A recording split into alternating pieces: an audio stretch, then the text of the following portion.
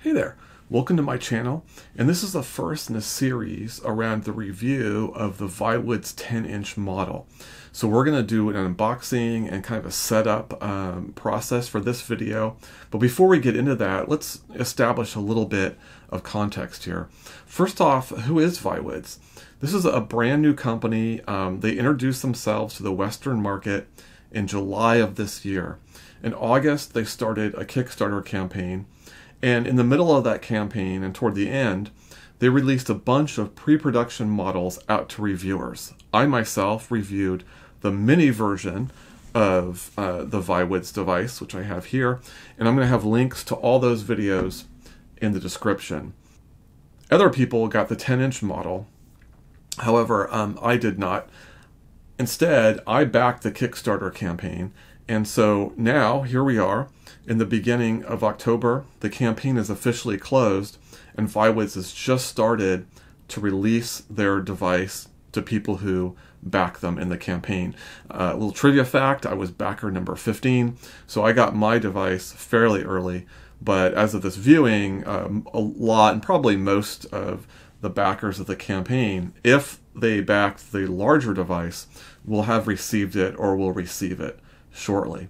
In addition to that, Viwoods has now opened up their online store, so you can buy directly from them, or soon you'll be able to buy from Amazon, at least in the US market. So that's a context, a very short period of time for a company that basically came out of nowhere to now being fully on the marketplace with their devices. Okay, so let's talk about where the Viwoods AiPaper, the 10-inch model, fits into the marketplace. And we'll start with a focus on the hardware. Here's a grid that basically illustrates how the Viwoods 10-inch compares to the Booksco 10.3. And I think what you'll see on this grid is there's a lot of similarities between the two. So much so that I think they're pretty much comparable for the most part with each other, again, specifically from a hardware perspective. A couple of things that is not on this grid that's worth calling out, however. First off, neither device has front lighting, so that is the same between the two. The Booksco is different in that it does allow for expansion through an SD card, and that goes up to 1 terabyte, I believe. There is no expansion ability on Viwoods, so you are stuck with the internal storage they give you, which is quite a bit, but for some people, a small select group of folks, they really need that storage capacity, and you can get it on the Booksco, but not on the Viwoods. The last major difference between these devices is around price. The Viwoods comes in at $550. I do have a discount code in the description that can get $50 off the 10-inch version, so you're paying closer to $500. And that, of course, includes the stylus and the cover, and we'll see that here in the unboxing. But the Booksco is significantly less expensive at about $360. Or actually $380. So, at least $120, if not more, less expensive for the Booksco than the Viwoods product. I still think the Viwoods, however, is competitively priced. And that might make no sense based on what I just said. But I don't think the Viwoods ultimately is competing against the books or Supernotes of the world. I think they're competing on the Remarkable side of the market. And the Remarkable 2 basically comes in at about $519. That's the device, one of the cheaper folios and a basic pen. So the Viwoods is right there in that price range and is very competitive with that. So let me then let's move away from the hardware aspect and talk about why I think Viwoods competes more in the Remarkable side of the marketplace. I think the best to describe that, I'm going to show this graphic, which is a continuum. And the continuum goes from one side, which is the Remarkable devices, to the other side, which are the books devices. And the continuum represents the complexity of the note-taking app. Now, if we put all e-ink note-taking applications and companies on this line, the line would extend beyond the Remarkable, and that's where you would find the Kindle Scribe or the Kobo devices like the Ellipsa or the Libra that have note-taking capabilities much simpler than the Remarkable. But I'm excluding them from this particular continuum because those are really aimed at a different market. The Kobos and the Amazons are really based on reading first with writing kind of added on to that. And so their writing applications are fairly basic as a result. Remarkable and books are much closer to each other in the marketplace, and that note-taking is the core element of those devices. So it's better just to focus on those and ignore the Kobos and Amazons of the world. Okay, so even though the Remarkable is listed as the less feature-laden and a little more simplistic in terms of the UI than the books, it's still really well done. It's a very powerful note-taking application. So it's not that we're saying one is worse than the other, but the books is clearly the most complicated and sophisticated of all the note-taking applications. It just has the most features crammed in to their app. And Remarkable cuts back on that. And Remarkable has a different philosophy. They're covering just the core writing experience with a few bells and whistles thrown in there, but not so many to create a large learning curve that a books device can often have. So Remarkable devices are a little easier to pick up and to get going, but for some people they reach a limit with what they can do with Remarkable that books can then pick up and take on with its more sophisticated set of features. So that's how you think of that continuum. So Remarkable on one end, books on the other. Now as we consider some other players in this marketplace, let's put Viwoods and we'll put Supernote. Supernote, as you can see, is not quite as complicated as books, but it's definitely playing on that side of the market. Viwoods is closer to the Remarkable. One way to think of it is kind of like a Remarkable Plus. And the plus is that in addition to the note-taking app, which is very similar in look and functionality between Viwoods and Remarkable, there are additional features on the Viwoods device. There's a limited app store, for example, that gives you Kindle, Kobo, and Libby, but it doesn't give you apps like you'd see on a books device, which would include things like Barnes & Noble, Google Books. So it's moving in that direction, but it remains closer to the Remarkable. And there's some other features that the Viwoods has, additional note-taking applications that the Remarkable doesn't have. So that's why I think of it more as a Remarkable Plus. It also, of course, includes the AI features. And the AI features on the device are distinctive. They're very well integrated. At least that was the case on the mini device that I reviewed. And Remarkable doesn't have those. So those are things that make it Remarkable and more. So in my mind, Viwoods really competes on that side of the marketplace, and I don't think it competes against a Supernote or a books. So if you were considering a Supernote or a books device, you're unlikely to be going for the Viwoods unless you're really into the AI features. The people Viwoods are really going after is the people that were considering Remarkable, and they just want a little bit more. Or they want better hardware. And that's where the Viwoods, I think, fits in the marketplace. And that's why I go back to, while the Books Go is much more competitively priced than either the Remarkable 2 or the Viwoods AiPaper, I think ultimately that's kind of a different consideration because it's attracting a different segment of the market. So hopefully that makes sense. So in my mind, at least on paper, the Viwoods AiPaper is competitive and positions itself well for people who are looking at the Remarkable devices or even have a Remarkable device. Now, whether they execute on that is what we'll find out in this review series, but that's at least conceptually where this device plays in the marketplace. So with all that context out of the way, let's just go ahead and unbox this thing. I've been waiting for this for a month or even 2 months, and so I'm pretty excited about it. So let's check it out and see what we're getting. Okay, so here it is. The Viwoods AiPaper. You might not be able to make it out on the camera, but it's a nice little silver touch on the name there. If we flip this over to the back, you can see some of the technical information, and in particular that Viwoods is in Shenzhen, which, as I've noted in a previous video, is kind of a hotbed in China for a lot of the e-ink device manufacturers.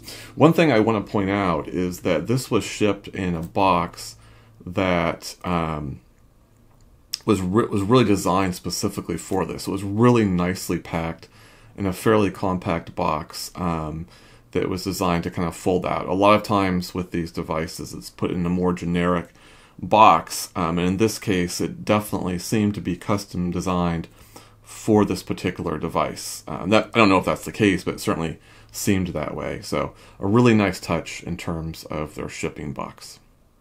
Okay, so here we are back again. I've gone ahead and removed the plastic film, and let's go ahead and get rid of this pull tab, like so.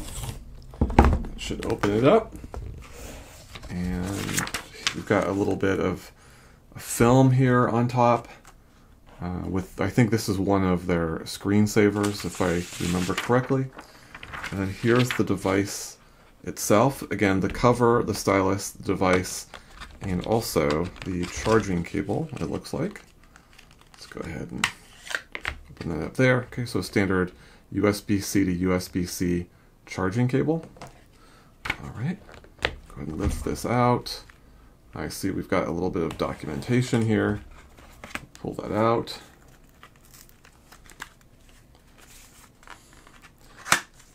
Okay, and so this is where you'll find your removal tool. This is pretty much important for the tips that are stored in the case. So we'll get to that in a bit. You also have your tips, and these all look like they're the soft tips. I think the ones with the metal shaft is a soft tip. They're supposed to come with a couple hard tips. Those are probably in the case, so we'll take a look at that. And then, of course, you've got your quick start guide, which we will promptly toss to the side.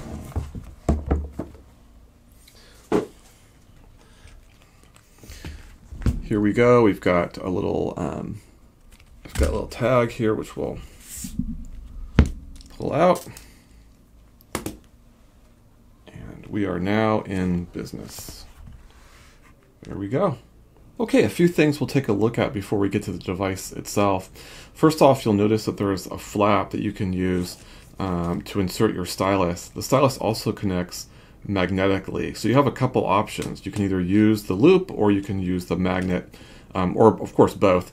But if you don't want to use the loop, you can set it flat in this recess, and then the device will sit on top of it. The device connects to magnets on this side of the cover, and there's, I think, 3 of them, like here, here, and here. The spine itself is not magnetic. It's just something to brace the device against, and it is grooved to help with that. Let's take a quick look at what stylus tip comes in the stylus itself, and we'll use this removal tool here. So I'll go ahead and slide that in.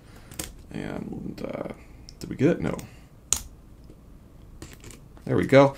Okay, and we can see that it is in fact also a soft tip, as you can see by the metal shaft there. And that's what we expected. Pop that in. Now, speaking of the spine and the tips there, you'll notice, if we can get it onto the camera, there is one little compartment. I'm going to use the removal tool to pull it out. And voila, there are the remaining 2 tips. These tips don't have, well, it looks like one of them has the shaft. So one is a soft tip and the other is a hard tip. So it looks like it's coming with one hard tip and then the rest are soft tips. And I'll go ahead, get that in. And there you go. Okay.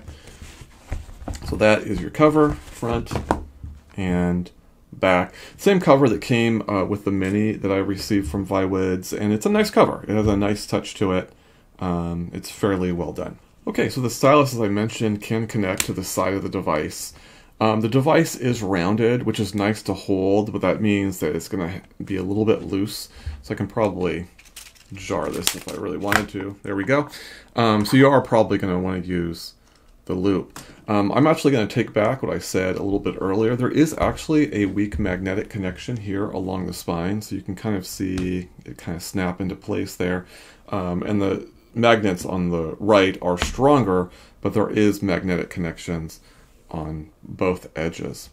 If we look at the device itself, get rid of the cover for a second. Here is the back of the device. You've got Viwoods here, AiPaper, a little bit of the technical information with a sticker, which is okay, I suppose.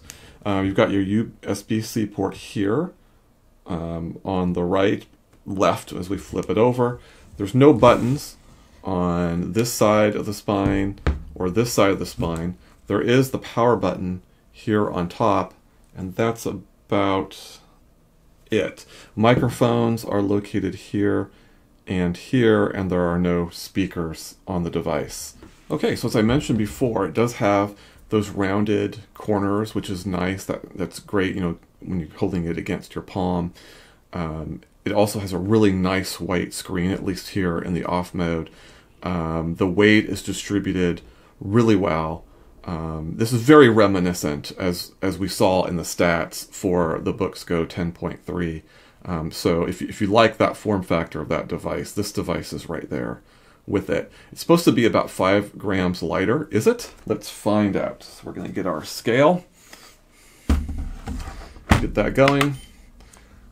I know it's a little hard to read, but I'll go ahead and read off the value. And here we have 366. That's actually less. They advertised 370 for the device. So it actually is coming in a little bit lighter. That's nice. Let's go ahead and just throw the cover on there. Cover brings it up to 504 grams. And then the stylus on top of that brings it up to 522. So that's what all three together weigh.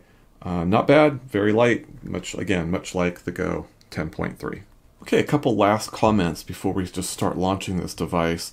There's also a power indicator here. I didn't mention that previously. And on top, there is a fingerprint reader on the power button. If you feel around the edges, it's nice and smooth. They did a good job. It's nice and flush. It seems really well designed overall. This is similar to my experience with the Mini. The hardware is really nice with Viwoods, a really good entry. For those that don't know, you do have haptic buttons down below. You've got a back button, a home button, and then your AI button, which allows you to pull up a chatbot interface at any time, no matter where you are on the device. So those round up the hardware features. Very last point, and I'm not quite sure if this is going to get picked up on the camera or not, but I'm going to try to tilt this a little bit and see if we can tell. I don't think we can quite pick it up, but there is maybe right there, you can kind of see there is a texture on the screen. It kind of looks like there's a film. I don't really see the edge of the film anywhere, so either it's incredibly flush with the size of the device, or this is actually just a texture inherent with the Mobius Carta 1300 screen. I'm not as familiar in reviewing Mobius screens, so I don't have any experience with that, so I'm just not sure. But at a glance, it appears as if it has a film on it, and we'll get a sense of what that means in terms of the writing experience after we go through the setup process. But that does bring us to the setup process, so let's go ahead and press the power button and get this thing going. Okay, so now we're brought to the setup screen, and I'm going to go ahead. It only has 2 languages. So, currently, they are planning to add additional languages. I'm not sure what those languages will be, but it's English and Chinese for now. We'll go ahead and skip ahead. It's going to ask me for my Wi-Fi. I'm going to go ahead and pick that. I'm going to type my Wi-Fi in, but we'll skip ahead and return when I'm done. All right, we're connecting to the internet now. Boy, I gotta tell you, this screen is really nice. I mean, it is really nice. Very sharp, very white. This is one of the whitest screens that I've seen on an e-ink device. Okay, we've got an update here. I'm going to go ahead. When I first got the Mini, there was a massive update, and it took forever. So I'm going to go ahead and time this and get a sense of how long it's going to take. So let's go ahead and get that timer going, and we will return once the update is complete. Okay, so here we are. It took about 25 minutes to download and install, so not too bad, but just know that when you first get your device, you're going to have a 25-minute wait to get up and running, but we are up and running, and here we go. I'm not going to go over the software in tremendous detail, but just as a quick summary, your note-taking app is called Paper. That's this square over here. They have a calendar app, which they call Daily. They have a specialized note-taking application called Meeting. That's here. Learning is where you would have like your PDFs or EPUBs. Those would go here. and you can do annotations. And then picking is kind of like a quick notes, screenshot type of note-taking, which is here. And of course, finally, you have your applications here. So what I will do is I'll go through and scour all the features in these different applications and compare them to what I went through in the video with the Mini. And then we'll do a summary in the next video of what's new. So if you're curious about the basic functionality, you can hop on over to that Mini video, which is in the description. And then in the next video in this series, we'll see what's different. But just on a surface level, I mean, I'm really amazed by how white the screen is, how good the screen looks. You do see a little bit of that texture looking at the screen, so you can definitely tell that there, appears to be that film. Let's go ahead and see what the writing experience is like.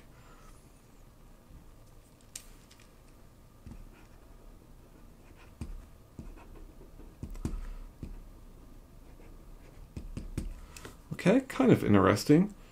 Let's go ahead and... It's a little scratchy, but not too scratchy. Let me just do a little sound.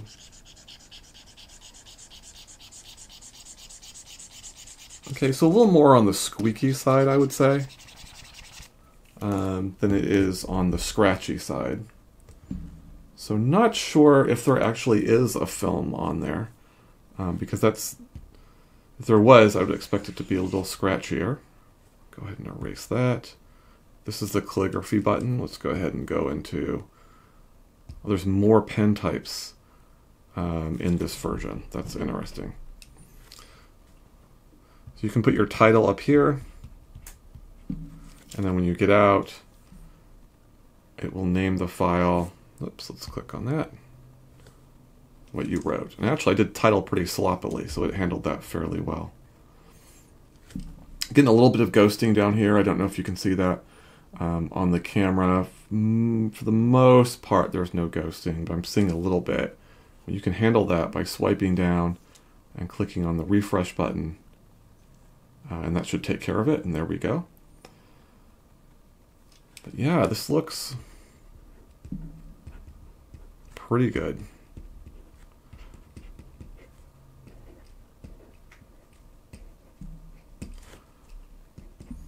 I should point out too that this screen, minus the Feel-Right 2 film, is what will feature in the SuperNote A5X2. We've just confirmed that based on their FCC filing. So if that's the case, I'm definitely looking forward to that, because this looks really good. Again, I'm just amazed by how white it looks, and the contrast on this is spectacular, and the definition, as you'd expect with a 300 ppi device, really good. Nice sharp text up here, for example. I'm curious about the Mobius screen. Let me press down a little bit.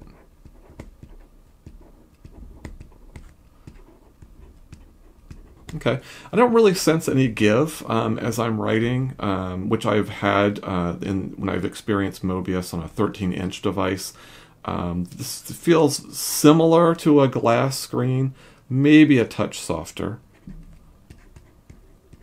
Now that I'm looking at it, though, I do see the screen bend. Okay, that's interesting. Okay, I'll just have to play with it more to get a sense of it. My initial impression is I didn't notice that it was bending until here toward the end. Doesn't seem to actually impact my writing all that much. And I don't know if this is that different from my experience, say, on writing with other devices. But with more experience, I'll have a better sense of that over time. Overall, really impressed with the hardware. The contrast, again, looks great. Let's go ahead and go home. Just love the definition.